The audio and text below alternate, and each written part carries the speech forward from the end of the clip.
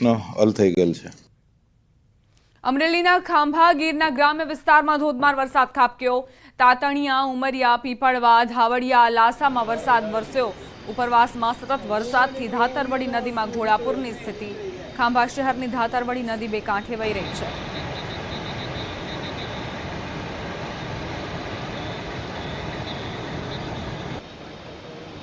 વરસાદી માહોલમાં શહેરોમાં ખાડા માથાનો દુખાવો બન્યા જ છે, પરંતુ નેશનલ હાઈવે પરના ખાડા જીવલેણ બની શકે છે। ભારે વાહનોથી ધમધમતા નેશનલ હાઈવે પરના ખાડા ક્યારેક જીવલેણ સાબિત થઈ શકે છે। વલસાડમાં અમદાવાદ મુંબઈ હાઈવે પરના એક બનાવે દ્વિચક્રી વાહન ચાલકોની ચિંતા વધારી દીધી।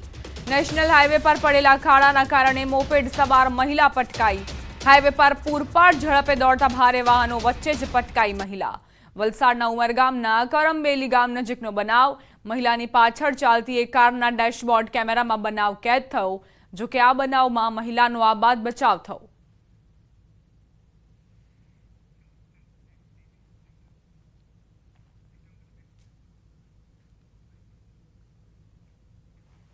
સમાચાર વડોદરાથી પ્રાપ્ત થઈ રહ્યા છે। તંત્રની ફરી ઘોર બેદરકારી સામે આવી। તંત્રએ ખોદેલા ખાડામાં બાળક ખાબક્યું। પુત્રને બચાવવા જતા પિતા પણ ખાડામાં પડ્યા। સ્થાનિકોની મદદથી બંનેને બહાર કઢાયા। પાણીની લાઈન માટે ખાડા ખોદવામાં આવ્યા હતા। આખી ઘટના સીસીટીવીમાં કેદ થઈ છે। તો કઈ રીતે એક બાળક ખાડામાં ખાબક્યું અને ત્યારબાદ તેના પિતા તેને બચાવવા જતા તે પણ ખાડામાં ખાબક્યા હતા। પાણીની લાઈન માટે આ ખાડા ખોદવામાં આવ્યા હતા। સવાલ એ થાય છે કે જ્યારે ચોમાસાની સિઝન આવતી હોય તે પહેલા જ કામગીરીને ખતમ કરી દેવી જોઈએ, અથવા તો ચોમાસા દરમિયાન આ કામગીરી જો શરૂ કરવામાં આવી તો આખરે કેમ કરવામાં આવી તેવા અનેક સવાલ ઉઠી રહ્યા છે। સીસીટીવીમાં આપ ઘટના જુઓ, કઈ રીતે પહેલા બાળકનું બેલેન્સ બગડે છે અને ત્યારબાદ પિતા પણ સંતુલન ગુમાવી દે છે તેને બચાવવાના ચક્કરમાં। દાહોદના ઝાલોદના કાળી મહુડી ગામે વરસાદે પ્રશાસનની પોલ ખોલી। માત્ર સામાન્ય વરસાદના કારણે નાળું તૂટી જતા ભારે હાલાકી સર્જાઈ। એક જ ગામના 3 નાળા પાણીમાં ધોવાતા વાહન ચાલકો અને રાહદારીઓને અવરજવર કરવામાં ભારે હાલાકી પડી। 2 નાળા માત્ર 3 વર્ષ પહેલા બનાવાયા હતા, જે થોડા જ વરસાદમાં તૂટતા ભ્રષ્ટાચાર આચરાયો હોવાનો આક્ષેપ પણ સ્થાનિકો મુકતા જોવા મળ્યા।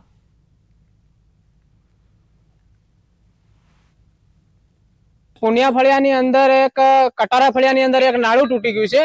તો એ નાળાની અંદર માલ મટીરિયલ હલકી કક્ષાનું વાપરવાથી નાળું તૂટી ગયું છે અને આજુબાજુ રસ્તાની પણ વ્યવસ્થા નથી અને એકદમ પાતળી એકદમ 1 ઇંચ જેટલી આરસીસી કરવામાં આવી છે અને અંદર બી માટી નાખવામાં આવી છે।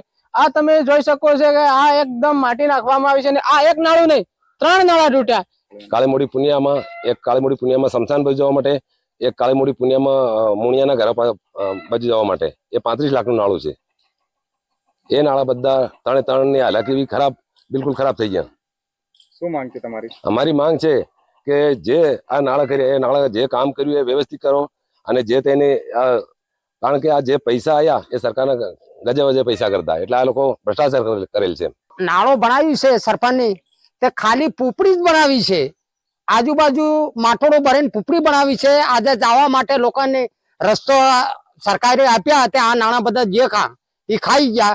હે વારા ઘડીએ થોડો નાળો થાવે નશે તે જગા અમારી ખરાબ કરીને નાળા બાંધે તી બી કોણ રહ્યા તે આજે લોકોને જવા આવવા ઘણી તકલીફ છે। ઝાલોદ તાલુકાના કાળીમોવડી ગામે પુનિયા ફળિયા ખાતે જે 3 નાળા તૂટવાની ઘટના સામે આવી હતી ત્યારે ન્યૂઝ 18 ગુજરાતી સ્થળ પર છે અને આપ જે દ્રશ્યોમાં જોઈ રહ્યા છો કે પુનિયા ફળિયાના 3 નાળા જે તૂટી પડવા પામ્યા હતા। પુનિયા ફળિયાનું જે પહેલું નાળું આ છે અને અન્ય એક જે કટારા પરિવાર તરફ જતું નાળું તેમજ એક જે છે મુનિયા પરિવાર તરફ જતા જે ઘર તરફ જતા નાળા છે। અત્યારે આપ જે દ્રશ્યોમાં જોઈ રહ્યા છો કે પૂરેપૂરો જે રોડ છે તે ધોવાઈ ગયો છે। માત્ર સામાન્ય વરસાદમાં જ જે આવો રોડ ધોવાઈ જતો હોય તો સાફ જે ભ્રષ્ટાચારની બૂમો પણ ઉઠવા પામી છે। હાલ જે આપ દ્રશ્યોમાં જોઈ રહ્યા છો કે જે નાળા છે તેને બરાબર જોઈન્ટ પણ નથી મારવામાં આવ્યા। જોઈન્ટ છે તે તમામ તૂટી ગયા છે અને અમુક જે નાળાઓ છે તે તો જોઈન્ટ પણ નથી કરવામાં આવ્યા। એટલી હદે ભ્રષ્ટાચાર કરવામાં આવ્યો છે। હાલ જે ગ્રામજનો દ્વારા જણાવ્યા અનુસાર આ જે નાળા છે વર્ષ 2022-23 અને 23-24 ની ગ્રાન્ટમાંથી બનાવવામાં આવ્યા છે। થોડો જ સમય થયો હતો અને થોડા સમયના માત્ર સામાન્ય વરસાદે જે તંત્રની પોલ ખોલી દીધી છે અને તમામ જે રોડ ઉપર ગાબડા પડી જવા પામ્યા હતા અને નાળા પણ તૂટી જવા પામ્યા હતા, જેને કારણે સ્થાનિકોને અને વાહન ચાલકોને અહીંથી પસાર થવામાં ભારે હાલાકી વેઠવી રહી છે। ત્યારે આની યોગ્ય તપાસ થાય અને જે તે જવાબદાર અધિકારી તેમજ કામદારો પર, કોન્ટ્રાક્ટર પર જરૂરી કાર્યવાહી થઈ તેવી ગ્રામજનોની માંગ ઉઠવા પામી છે। સૌરભ ગેહલોત, ન્યૂઝ 18 ગુજરાતી, દાહોદ। મહત્વપૂર્ણ સમાચાર વડોદરાથી પ્રાપ્ત થઈ રહ્યા છે। વડોદરાના માથે ફરી પૂરનો ખતરો મંડરાયો। વિશ્વામિત્રી નદી ભયજનક સપાટીથી 1 ફૂટ જ દૂર છે। વિશ્વામિત્રી નદીની સપાટી 25 ફૂટે પહોંચી। નદીની ભયજનક સપાટી 26 ફૂટ છે। મોડી રાત્રે નદીની સપાટી વધતા વડોદરાવાસીઓના જીવ ફરી તાળવે ચોંટ્યા।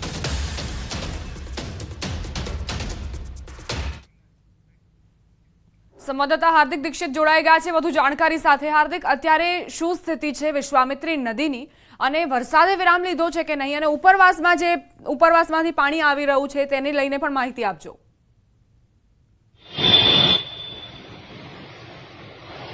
બિલકુલ દીપા, જો વડોદરા શહેરની અને વડોદરા વાસીઓની વાત કરીએ તો આજે વહેલી સવારથી ઉઘાડ નીકળ્યો છે, તડકો છે, એટલે વડોદરા વાસીઓને મહદ અંશે રાહત મળી છે। પરંતુ વડોદરા વાસીઓની નજર જે છે તે વિશ્વામિત્રીની જે જળ સપાટી હોય છે તેના પર સતત ટકેલી હોય છે, કારણ કે આ જે નદી છે તે વડોદરા શહેરની બિલકુલ મધ્યમાંથી પસાર થાય છે।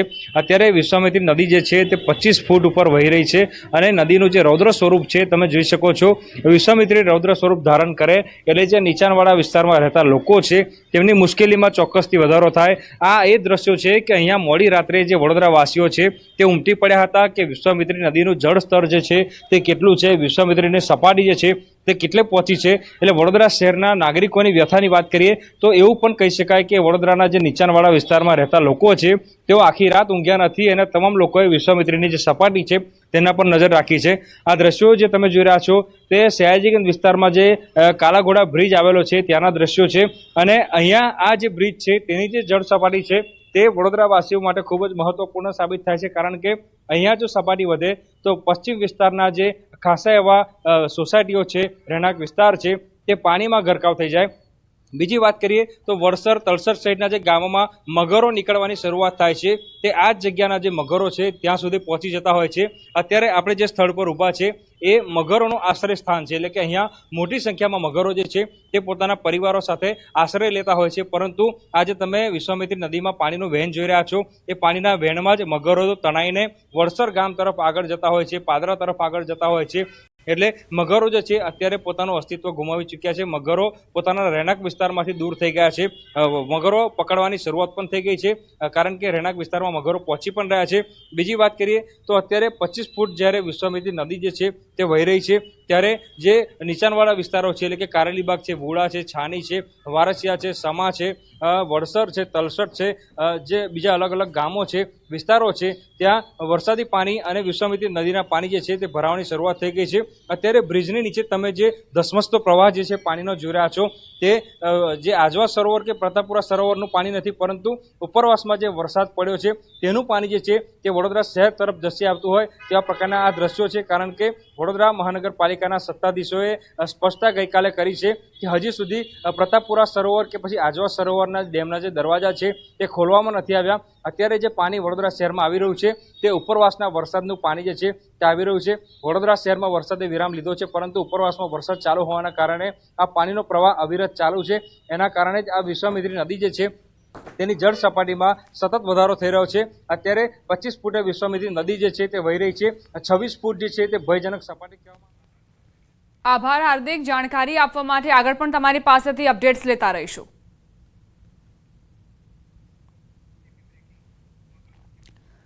વડોદરાથી જ સમાચાર। વિશ્વામિત્રી નદીના પાણી રોડ પર આવતા મગર રસ્તા પર નીકળ્યા। વડસર ગામ રાઠોડવાસ પાસે એક મહાકાય મગર દેખાયો। 8 ફૂટનો મહાકાય મગર આવી પહોંચતા સ્થાનિકોમાં ભય ફેલાયો। સ્થાનિકોએ જીવદયા પ્રેમીઓને જાણ કરતા મગરનું રેસ્ક્યુ કરાયું। ટીમના સભ્યોએ સ્થળ પર પહોંચી 1.5 કલાકની જહેમત બાદ મગરનું રેસ્ક્યુ કર્યું।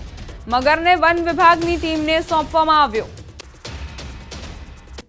વડસર ગામમાં 8 ફૂટનો આ મહાકાય મગર જેનું રેસ્ક્યુ કરવામાં આવ્યું છે। રહેણાંક વિસ્તારમાં આ મગર ઘૂસ્યો હતો। જીવદયા પ્રેમીઓને તાત્કાલિક જ જાણ કરવામાં આવી અને તેમણે મગરનું રેસ્ક્યુ કરી લીધું છે।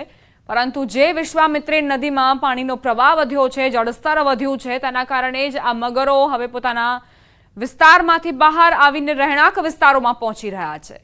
વડોદરાવાસીઓને એટલે જ ચિંતા, એટલે જ ભય।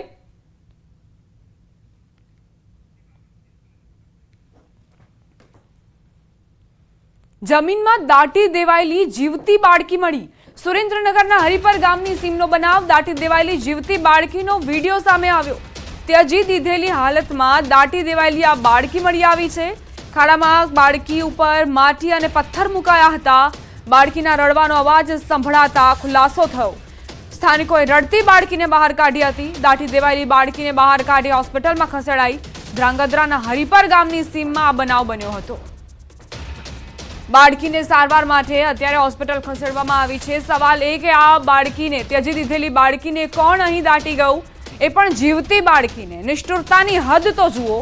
નવજાત આ બાળકી જેને માતાની મમતાની જરૂર છે, પરંતુ તેને ત્યજી દેવાઈ. તેની ઉપર માટી અને પથ્થરો નાખવામાં આવ્યા. બાળકી જીવતી હતી અને તેનો રડવાનો અવાજ સાંભળતા જ આસપાસના લોકો ત્યાં આવ્યા. જોયું તો આ બાળકીને દાટી દેવાઈ હતી.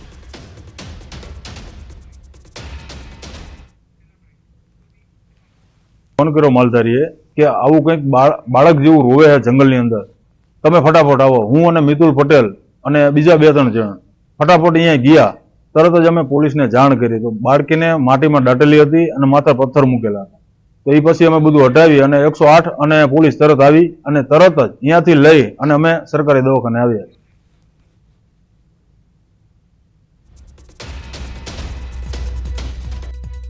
ન્યૂઝ 18 ગુજરાતીના સવાલ કે શું આટલી સસ્તી છે જિંદગી? કોણે બાળકીને તરછોડવાનું પાપ કર્યું?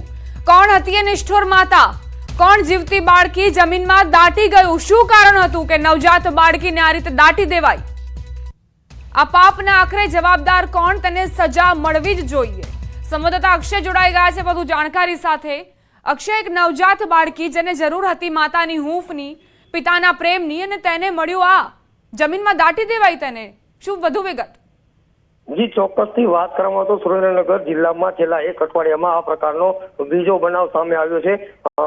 4 દિવસ પહેલા મૂળી તાલુકાના એક ગ્રામ્ય વિસ્તારમાંથી આવી રીતે એક બાળકી મળી આવી હતી. ત્યારે ફરી એકવાર કોઈ જે માતા છે તેને પોતાનું પાપ છુપાવવા માટે થઈ અને બાળકીને જીવતી દાટી દેવાનો જે પ્રયાસ કર્યો છે, જેને લઈ અને સમગ્ર પંથકમાંથી લોકો આ નિષ્ઠુર માતા પ્રત્યે ફિટકારની લાગણી વરસાવી રહ્યા છે. હાલ પોલીસ દ્વારા અલગ અલગ હોસ્પિટલો તેમજ આસપાસના વિસ્તારમાં રહેતા પરપ્રાંતીય લોકો તેમજ અન્ય જેવા શંકાસ્પદ લોકો છે તેને અંગેની તપાસની કાર્યવાહી હાથ ધરવામાં આવી છે. પરંતુ ક્યાંક ને ક્યાંક બાળકીને જીવતી દાટી દેવાનો જે બનાવ છે તેને લઈ અને લોકોમાં આક્રોશની લાગણી જોવા મળી રહી છે. ને ક્યાંક ને ક્યાંક આ જે બાળકીના માટે જવાબદાર જે વ્યક્તિ છે તેની માતા અને પિતા તેના પ્રત્યે કડકમાં કડક કાર્યવાહી કરવામાં આવે તેવી લોકોમાં માંગ ઉઠવા પામી છે. આભાર અક્ષય જાણકારી આપવા માટે. બુલેટિનમાં રોકાઈશું એક નાનકડા વિરામ માટે. આપ જોતા રહો ન્યૂઝ 18 ગુજરાતી.